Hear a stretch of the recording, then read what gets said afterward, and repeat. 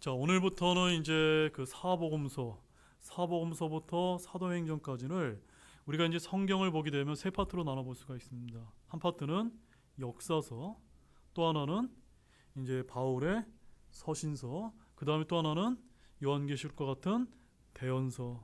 이게 이제 신약 성경의 세 구조라고 볼 수가 있는데, 구약도 똑같습니다. 구약도 역사서, 그 다음에 이제 이런 그 교훈서, 그 다음에 대언서.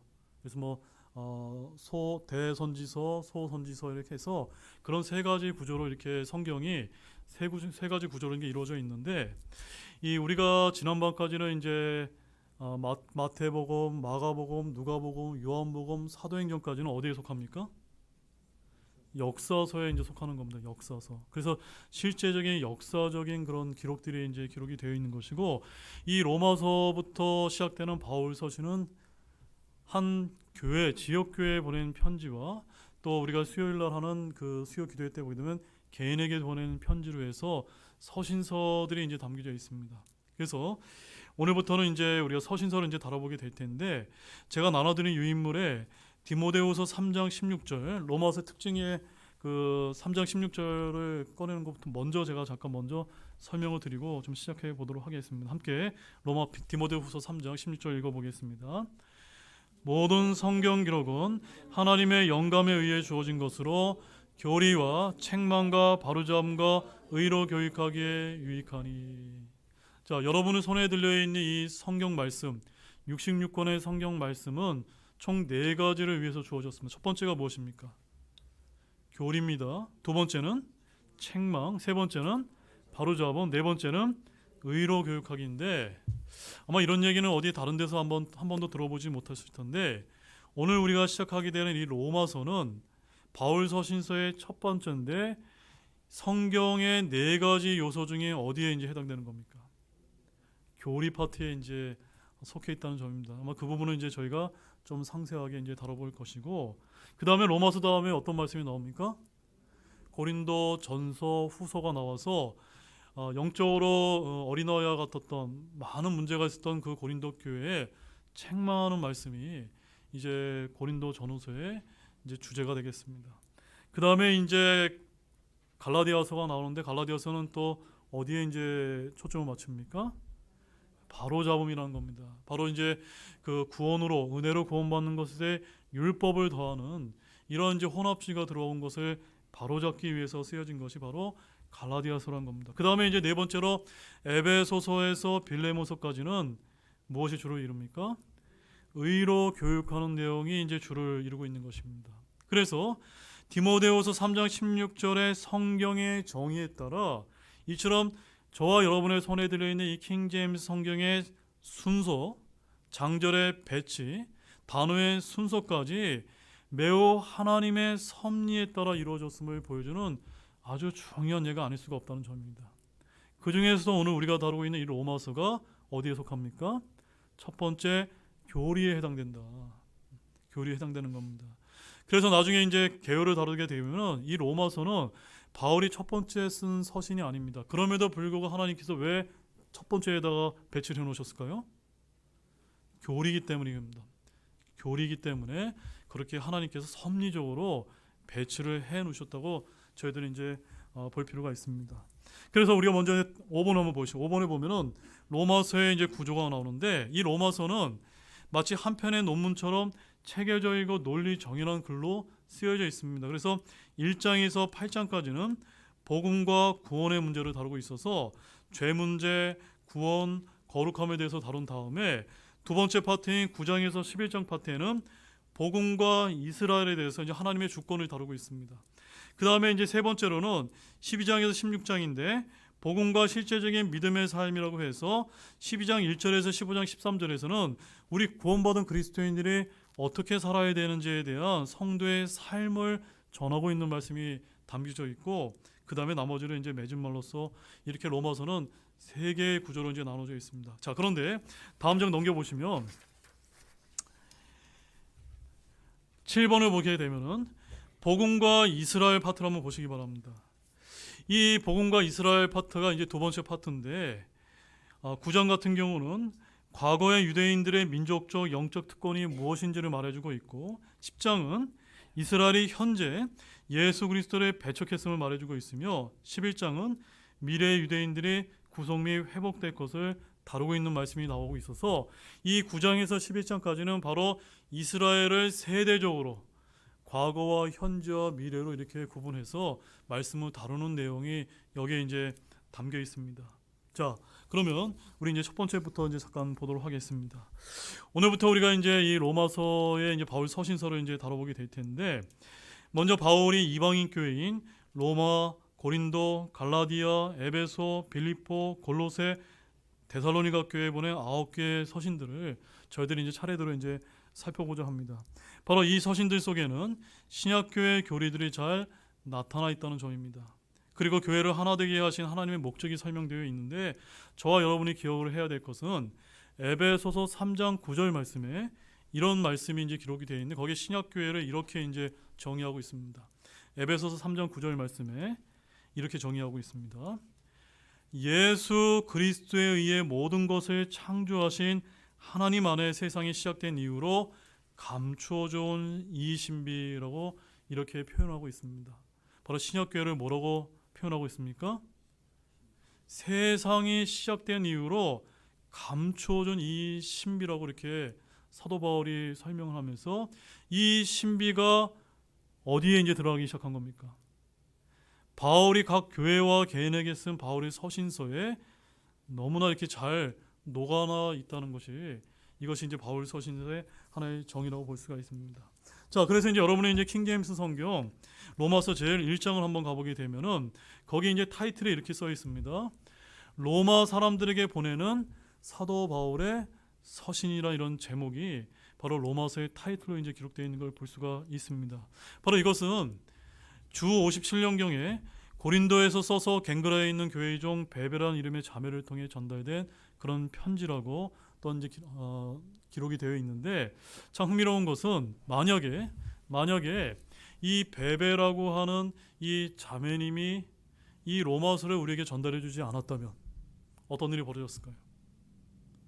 저와 여러분에게는 지금 로마서가 없을 수 있다는 점입니다. 그래서 한 사람의 형제가 됐든 자매가 됐든, 특별히 이 연약한 자매님의 이런 그 손길을 통해서 우리에게 이런 로마서란 이런 귀한 이 말씀이 주어졌다는 것은 정말 놀라운 일이 아닐 수가 없고, 저와 여러분도 하나님께 그렇게 쓰임 받기를 원합니다.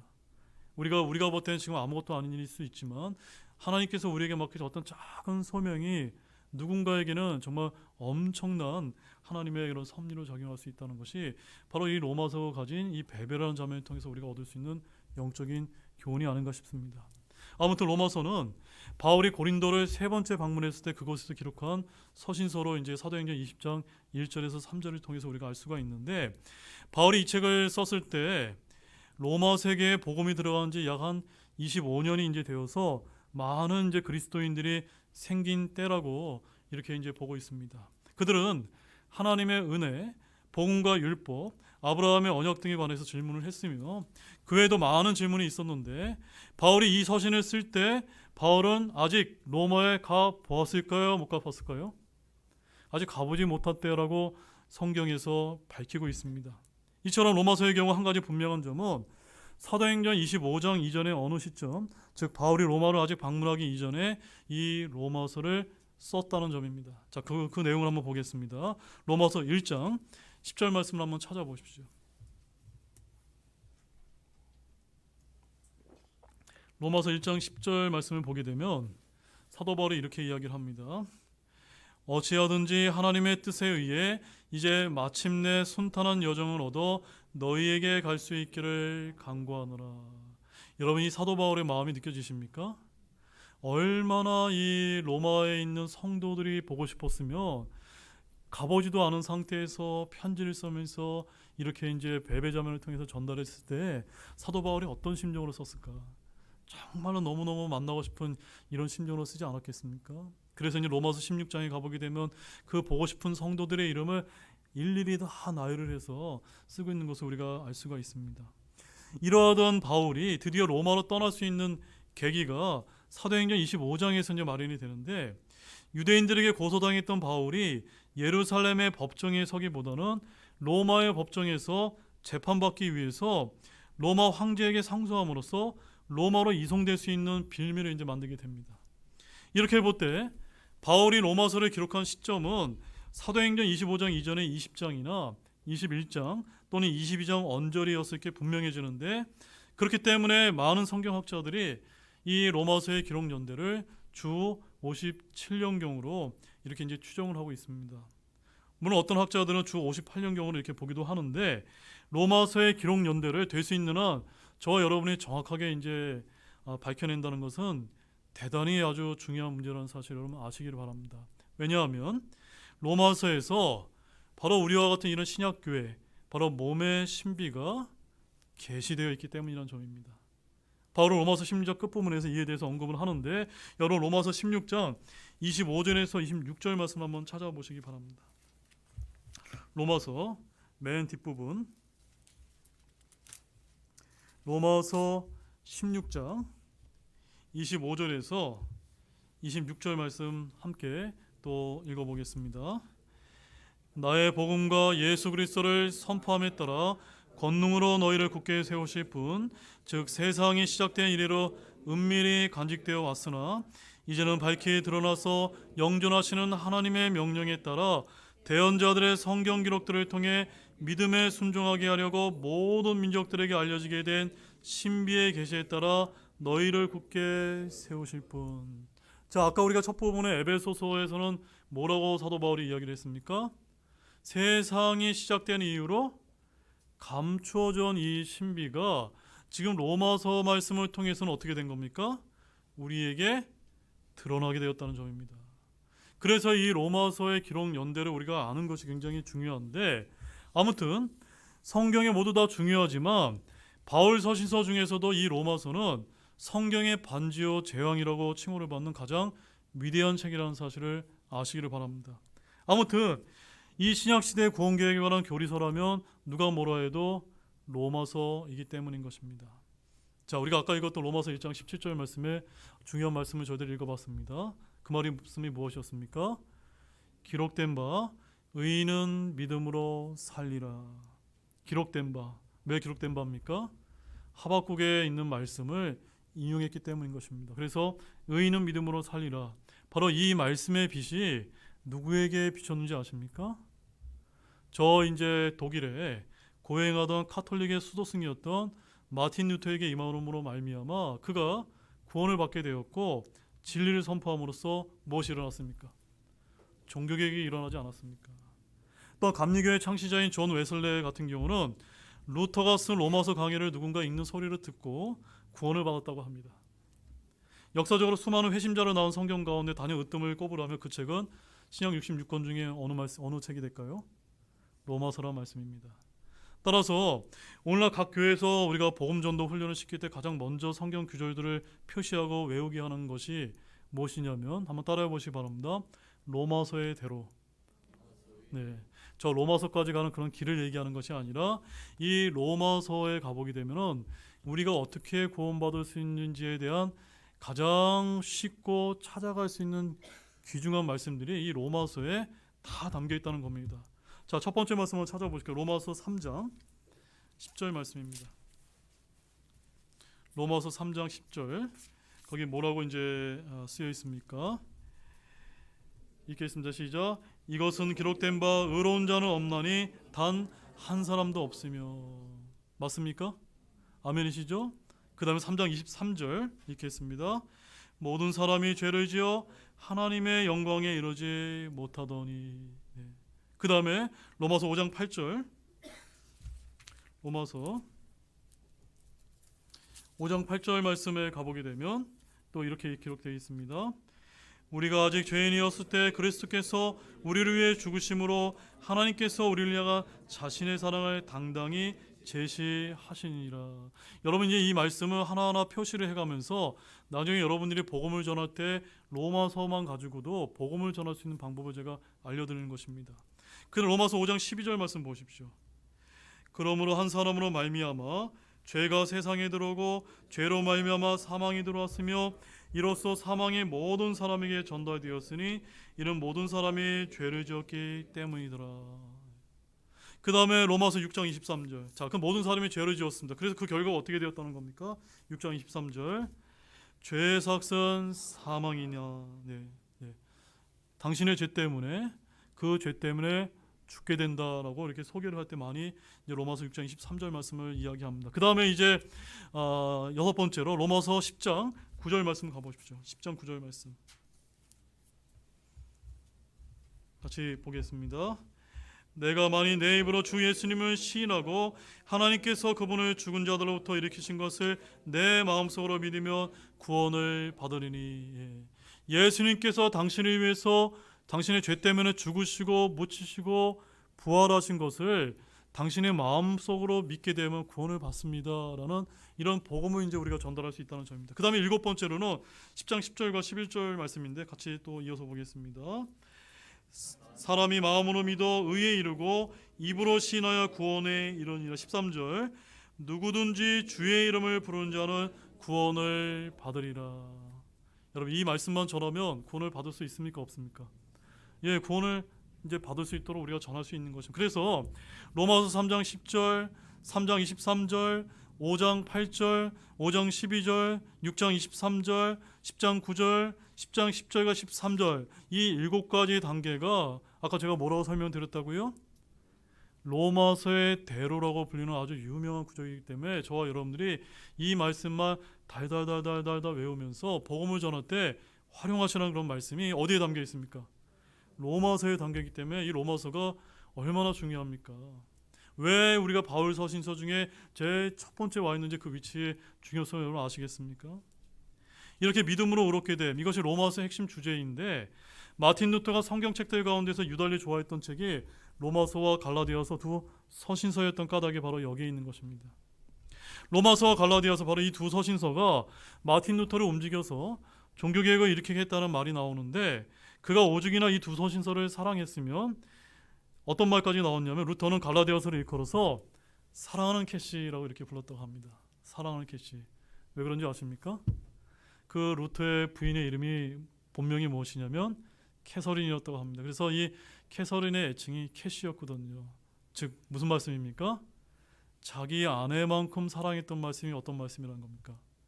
로마서 다음에 갈라디아서다라고 이렇게 이야기할 정도로 이 마틴 루터가 이 믿음으로 의롭게 됨이라고 하는 여기에 이제 주목을 하게 되었고 이것을 강조하고 담대하게 역설함으로 말미암아 그로 인해서 무엇이 시작된 것입니까? 종교개혁이 이제 일어나게 된 것이고 우리에게 이 킹제임스 성경 종교개혁 성경이라고 하지 않습니까? 이 종교개혁 성경이 저와 여러분에게 들려지게 된 것입니다.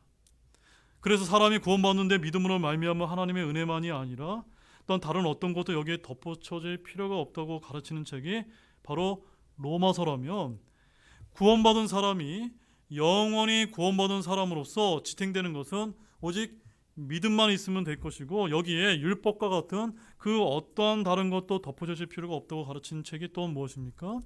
갈라디아서이지 않습니까? 바로 이런 이유 때문에 이 시대에 로마서와 갈라디아서를 설교하는 것이 굉장히 중요하다는 것을 여러분 아시기를 바랍니다. 자, 갈라디아서는 간략하게 우리가 세 가지로 요약을 해볼 수가 있는데 첫 번째는 한번 따라해 보시죠. 로마서는 교리적인 책입니다. 자, 로마서 왜 교리적인 책이냐면 여러분이 로마서를 쭉 읽어보다 보면은 로마서에는 칭의, 우리가 어떻게 의롭다함을 입는지, 또한 성화, 그 다음에 양자됨, 또한 심판, 또한 그리스도와 하나됨 등에 대해서 각각의 교리들이 매우 구체적으로 정의되어져 있고 기술되어 있는 이런 교리서라고 볼 수 있는 것이 어떤 책입니까? 바로 로마서라는 점입니다. 즉 신약교회의 모든 교리는 로마서를 근간으로 되어 있다는 점입니다. 자, 두 번째도 한번 따라해 보시죠. 두 번째, 로마서는 세대적인 책입니다. 자, 왜 그러냐면 아까 우리가 읽었던 로마서 9장에서 11장을 보게 되면 이스라엘의 과거와 현재와 미래의 역사를 세대적으로 이제 다루고 있다는 점입니다. 여기서 우리는 이스라엘과 이방인, 또한 이스라엘과 교회의 관계를 이제 볼 수가 있는 책이 바로 로마서라는 점입니다. 그 다음에 세 번째도 한번 따라해 보시죠. 로마서는 실제적인 그리스도의 삶을 다루는 책입니다. 네, 교리 세대를 가리키고 그다음 우리의 실제적인 삶을 가르치는 책이 이제 로마서는 점입니다. 바로 교훈으로서가 아니라 실제적인 신약 성도들의 실행 교리가 로마서에 집대성되어 있다는 점입니다. 그래서 로마서 7장과 8장을 가보게 되면은 죄와 육신을 이기는 승리의 삶의 원리, 그런 말씀들이 담겨져 있고, 그다음 로마서 13장에 가보면 어떤 말씀이 기록이 되어 있습니까? 사회와 국가에 대한 우리 그리스도인의 순종의 의무가 이제 기록이 되어 있고, 그 다음에 형제들과 타인들을 향한 성도들의 의무는 로마서 15장에 이렇게 모두 적혀 있는 것입니다. 이런 까닭에 우리가 로마서를 통해서 신약교회와 신약 성도들의 기본 교리를 모두 정립할 수가 있습니다. 구원에 관한 교리는 사도행전을 통해 정립되는 것이 아니라 로마서를 통해서 정립되어야 될 줄로 아시기를 바랍니다.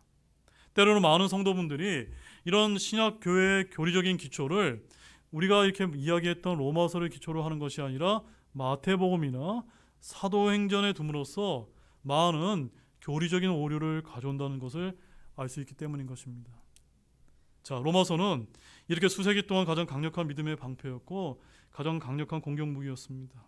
종교와 복음을 확연하게 구분짓고 교회에 스며드는 각종 이단들을 분별하고 척결하는데 로마서 그 소평격인 갈라디아서만큼 쉽고 분명한 책이 없었기 때문입니다.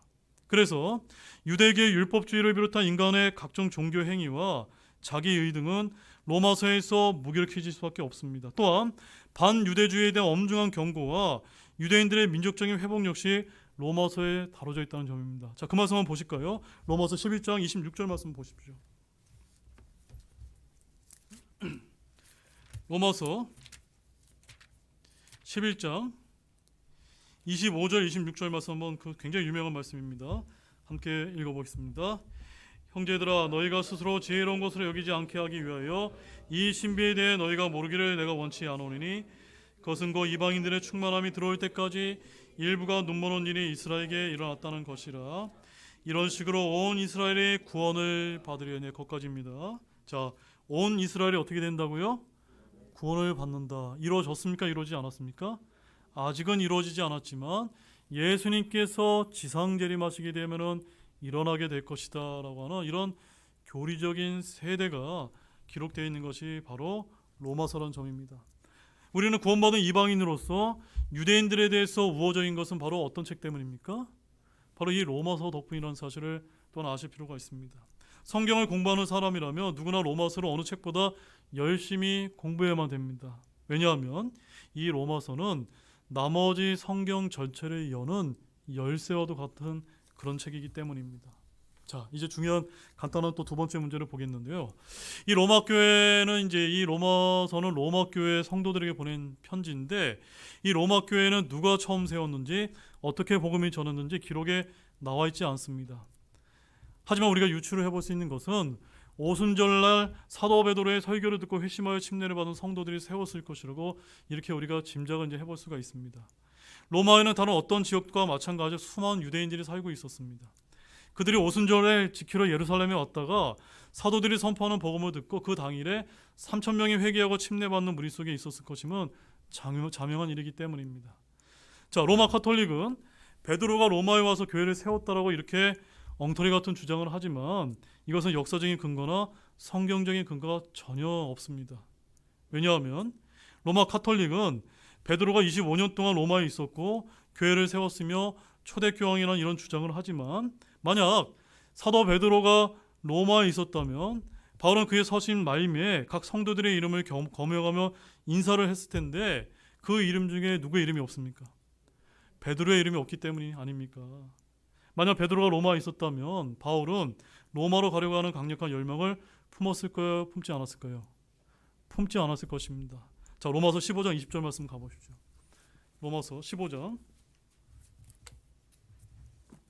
20절 말씀에 가보게 되면 우리가 교회를 개척할 때 필요한 또 중요한 말씀이 여기 나옵니다. 함께 읽어보겠습니다. 참으로 내가 복음을 선포하려고 애써 왔으나 그리스도의 이름을 부르는 곳에서 하지 아니하였으니 이것은 다른 사람의 기초 위에 건축하지 아니하려 함이라. 자, 이 말씀은 우리가 어떻게 이제 많은 목사님들이 적용을 하냐면, 만약에 예를 들어서 우리 교회에서 어떠한 사역자 일꾼을 이제 양성을 해서 그 사역자가 교회를 개척한다고 했을 때 우리 교회 바로 앞에 건물을 얻어서 개척을 한다고 한번 생각을 해보십시오. 성경적으로 맞습니까? 틀립니까? 성경적으로 합당하지 않다는 겁니다. 바로 지금은 이 바울이 이런 말씀을 하고 있는 것입니다.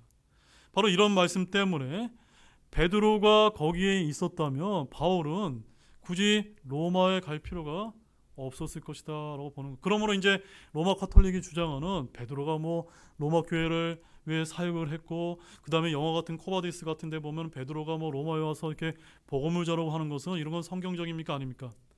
전혀 성경적이지 않은 그런 개인적인 사사로운 해석에 이제 불과하다는 것을 우리가 이것을 통해서 이제 우리가 알 수가 있는 것입니다. 자, 바울이 로마로 가려가는 유일한 목적이 무엇이었을까요? 로마서 1장 7절 말씀 보십시오. 로마서 1장 7절에 가보게 되면 거기에 이렇게 기록이 되어 있습니다. 바울은 하나님께 사랑을 받고 성도로 부르심을 받은 로마에 있는 모든 자에게 편지하노니. 자, 로마로 가려고 하는 그런 목적이 무엇입니까? 바로 자신이 복음을 전해서 구원받고 믿음 생활을 했던 그 이방인들, 구원받은 이방인들 너무나 보고 싶은 마음에서 지금 이 로마에 가고 싶었던 것입니다. 즉, 복음을 듣고 믿는 로마 교회 성도들에게 복음의 진리를 가르치고 신약교회를 세우려고 하는 그 목적 때문에 사도 바울은 로마에 가려고 했던 것입니다. 자, 그런데 갈라디아서 2장 8절 말씀에 가보게 되면 거기 또 이런 말씀이 이제 기록이 되어 있습니다. 갈라디아서 2장 8절에 베드로 안에서 효력 있게 일하사 할례자를 위한 사도직을 주신 분, 바로 그분께서 내 안에서도 강력하게 일하사 이방인들에게로 가게 하셨느니라 라고 되어 있어서, 베드로는 할례자를 위한 사도직을 맡았습니다. 즉, 누구를 위한 사역을 맡은 겁니까? 유대인을 위한 사역을 맡은 것이고, 사도 바울은요, 이방인 지역인 로마로 가서 그들을 위해 사역했다는 것이 바로 이 말씀이 우리에게 알려주고 있는 것입니다. 따라서 로마에 어떻게 성도들이 생겨나는지 아는 것은 이미 우리가 앞에서 살펴봤던 것처럼 자연스러운 이제 추론이 가능해지는 것입니다. 바로 오순절날 회개하고 침례를 받은 유대인들이라고 가정해 보게 되면 로마서 16장 3절 말씀에 이 사도 바울이 문안하고 있는 사람들 중에 브루스길라와 아굴라라고 하는 사람의 이름이 이제 등장합니다. 그래서 이런 브루스길라와 아굴라 같은 사람들이 여기에 해당됐을 것이다 라고 저와 여러분 그렇게 이해할 수가 있는 것입니다. 로마서 16장에서 바울이 언급하는 인물들은 유대인들이 아니라 모두 이방인들이었습니다. 따라서 예루살렘에 있던 유대인들조차도 이방인들에게 복음을 전하지 않는데, 하물며 로마에 있는 유대인들이 이방인들에게 복음을 전한다는 것은 상상할 수 있습니까? 없습니까? 없다는 점입니다. 따라서 유대인들의 최대 사역 범위는 사마리아까지였습니다. 하나님은 바울을 통해서 이방인들에게 복음을 전했고 교회를 세웠던 것입니다. 자, 그렇다면 로마에 있는 성도들의 정체는 매우 간단해집니다. 바울이 회심을 한 후에 전한 천하각지의 이방인들이라고 우리는 이렇게 볼 수가 있습니다. 당시는 이동이 매우 자유로웠기 때문에 로마로 각 지역에서 돈벌이를 위해서 로마로 모여드는 일이 참으로 많았던 것입니다. 모든 길이 그때는 어디로 통했습니까?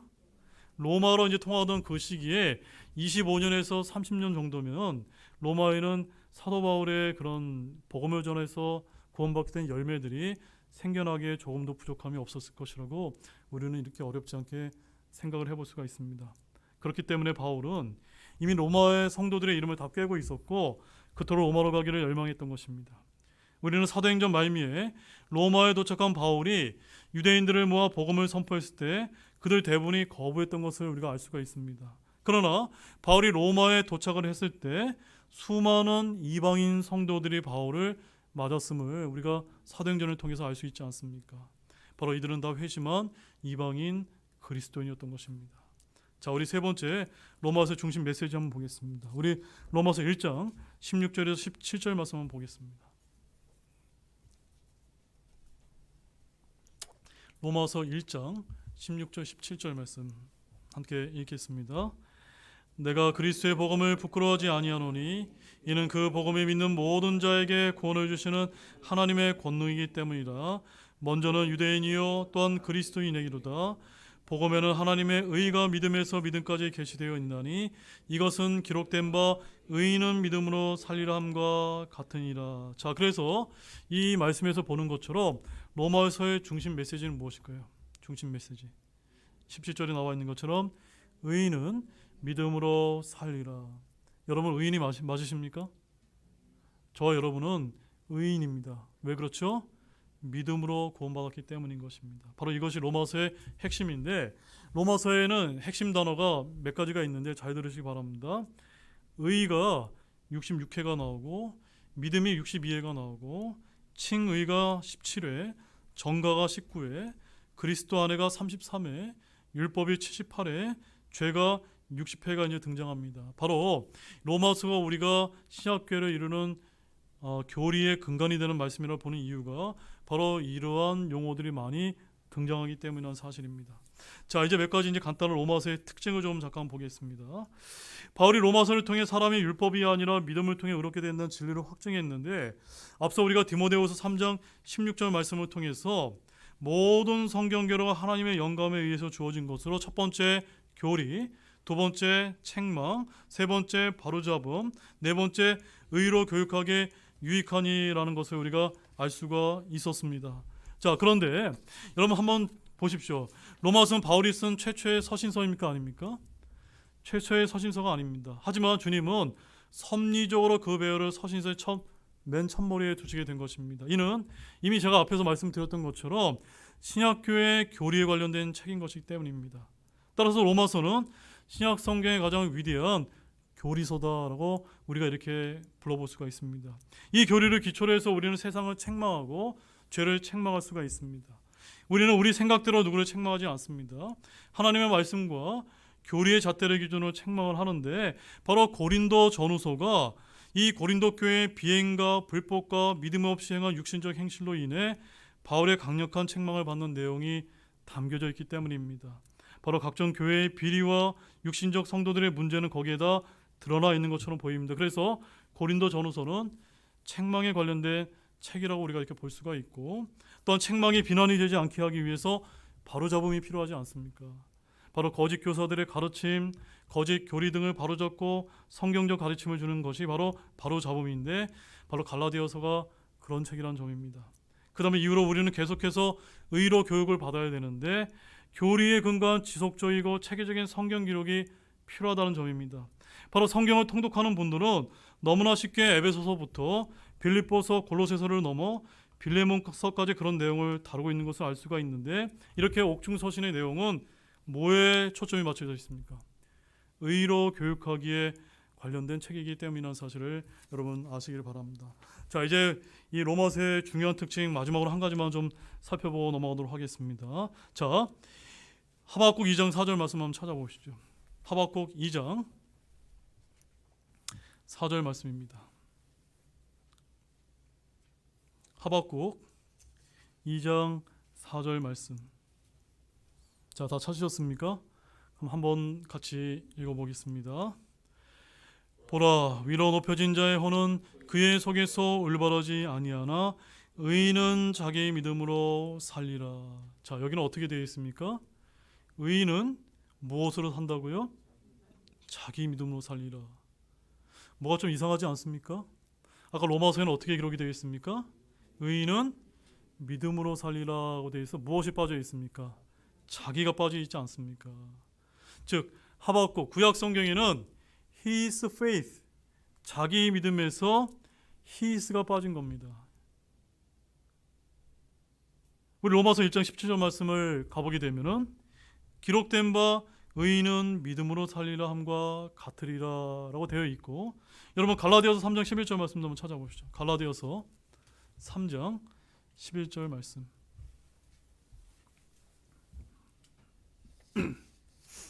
갈라디아서 3장 11절 말씀 같이 읽겠습니다.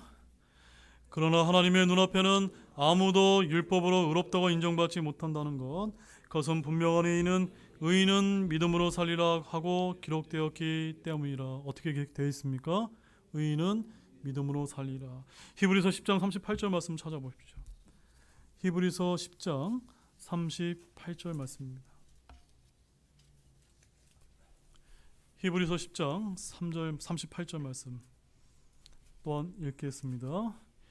이제 의인은 믿음으로 살리라. 그러나 어떤 사람이 뒤로 물러가면 내 혼이 그러니 기뻐하지 아니하리라. 즉 하박국에서 의인은 자기 믿음으로 살리라고 되어 있지만 신약에서는 자기 믿음이란 말에서 자기가 빠지고 모두 다 믿음으로 살리라라고 되어 있는 것을 우리가 발견할 수가 있었습니다. 바로 이것은 우리 신약 성도들은 누구나 예수 그리스도의 믿음, 내 믿음이 아닙니다. 예수 그리스도의 믿음, 성령의 은사로 주어진 믿음, 하나님의 말씀을 듣고 생겨난 믿음이지 결코 자기 믿음이 아닌 것이기 때문입니다. 이것이 바로 구약과 신약의 아주 명확한 차이라는 점입니다. 그래서 이 로마서 1장 17절, 갈라디아서 3장 11절, 히브리서 10장 38절에서 의인은 믿음으로 살리라, 의인은 믿음으로 살리라, 의인은 믿음으로 살리라 세 번씩 이제 같은 말씀이 기록되어 있는데 그 강조점이 다 다르다는 점입니다. 먼저 로마서에서는 어디에 초점을 맞추고 있을까요? 앞부분인 의인의 초점이 맞춰 있는 것입니다. 즉 어떻게 죄인이 의롭게 될 수 있는가라는 문제의 핵심을 다루고 있는 것이 로마서라면 갈라디아서는 어디에 초점을 맞추고 있을까요? 살리라에 초점을 맞추고 있습니다. 즉 율법이 아닌 믿음으로 행위가 아닌 은혜로 사는 성도의 삶이 핵심임을 이제 가르치고 있고 히브리서는 어디에 초점을 맞췄을까요? 믿음으로에는 말에 초점이 맞춰 있습니다. 마지막 시대를 살아가는 가장 중요한 한마디 성경 구절이 철심처럼 세 곳에 받쳐 있는데 그것이 바로 의인은 믿음으로 살리라라는 점입니다. 바로 이와 같은 의인은 믿음으로 살리라는 이 말씀으로 종교개혁이 시작됐고 그 종교개혁의 혜택을 통해서 저와 여러분이 지금 이렇게 구원받아서 믿음 생활을 하고 있다는 점을 늘 항상 감사하게 생각을 하시기를 바랍니다. 자, 이제 몇 가지만 이제 복습을 하고 마치도록 하겠습니다. 자, 그러면 첫 번째, 로마서를 쓴 이유는 무엇 때문입니까? 로마서는 로마 교회 바울이 복음을 전해서 회심을 하게 된 그 로마 교회 성도들에게 복음의 진리를 가르치고 교회를 세우기 위해서 바로 이 로마서를 쓰게 된 것입니다. 그 다음에 두 번째 로마서의 중심 메시지는 무엇입니까? 로마서의 중심 메시지는 로마서 2장 17절에 의인은 믿음으로 살리라입니다. 자, 세 번째로 의인은 믿음으로 살리라가 신약 성경에 하박국 2장 4절 말씀을 제외하고 로마서와 갈라디아서와 히브리서에 각각 인용되었는데 그 강조점이 어떻게 달랐습니까? 로마서는 어디에 맞춰져 있습니까? 의인에, 갈라디아서는 살리라, 그 다음에 히브리서는 믿음으로에 이렇게 이제 각 초점이 맞춰져 있다는 점입니다. 그 다음에 네 번째는 킹제임스 성경의 책의 순서와 장절의 배치, 단어의 순서까지 매우 섭리적으로 이루어져 있는데 디모데후서 3장 16절 말씀에 따라 로마서는 어디에 해당됩니까? 교리에 해당됩니다. 고린도 전후서는 책망, 그 다음에 갈라디아서는 바로잡음, 그 다음에 에베소서에서 빌레몬서는 의로 교육하기에 유익하니에 해당되는 그런 책이라는 점입니다. 그 다음에 다섯 번째로 로마서의 대로라고 불리는 그 7가지 구절 여러분 잘 기억이 나십니까? 네, 그 구절들을 잘 여러분들이 좀 알아두시기 바랍니다. 마지막으로 갈라디아 로마서는 어떤 책으로 우리가 요약을 할 수 있는지 세 가지가 무엇이었습니까? 첫 번째, 로마서는 어떤 책이었습니까? 로마서는 교리에 관련된 책입니다. 두 번째는요, 세대들에 관한 책입니다. 세 번째는요, 바로 성도들의 실제적인 삶에 관한 내용을 담고 있는 책이다. 이것이 바로 로마서의 핵심적인 이제 세 가지 요약을 담고 있는 것입니다. 여러분, 자 이제 로마서 전체적인 것을 좀 이해를 하셨습니까? 이런 관점에서 로마서를 읽는다면 여러분의 크신 은혜가 있을 줄로 믿습니다. 다음 주에는 이제 고린도 전후서에 대해서 살펴보도록 하겠습니다. 기도하고 마치겠습니다.